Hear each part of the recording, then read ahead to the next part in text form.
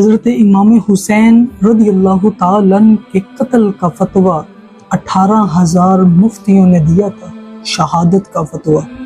چونک گئے نا، جب ہم نے یہ تحریر پڑھی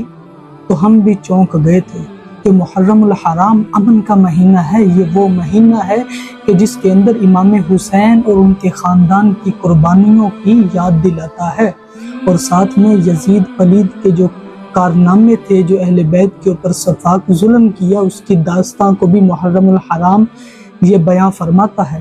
اسی موضوع کو لے کر سوشل میڈیا کے اوپر ایک پوسٹ وائرل کی جاتی ہے کہ 3 محرم الحرام کو 18,000 مفتیوں نے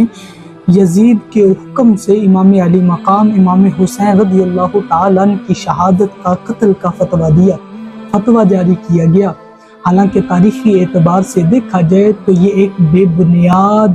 من گھڑت اور افسانوی طور کے اوپر بھی جذباتی انداز کے اندر پیش کیا گیا ہے، ایک مفروضہ ہے،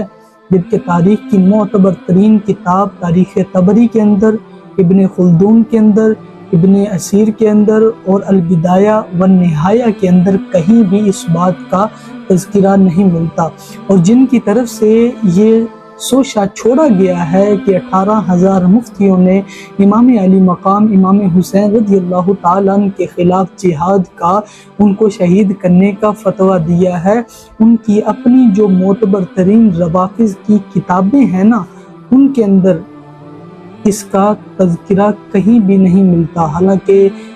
ان کی جو علامہ مجلسی کی کتاب ہے اس کے اندر بھی، بہار الانوار ایک کتاب ہے اس کے اندر بھی، اور تاریخ یاقوت بھی، اس کے اندر بھی اس چیز کا کہیں بھی تذکرہ نہیں ملتا۔ یہ صرف بے بنیاد ہے، اور یہ اس لیے مشہور کیا گیا ہے تاکہ کربلا کے میدان کے اندر جو ظلم ہوا ہے اس کو مذہبی لیبل ڈال دیا جائے، اور سیاسی اور عسکری اعتبار سے اس مذہبی لیبل کو علماء کرام کے اوپر تھوپ دیا جائے۔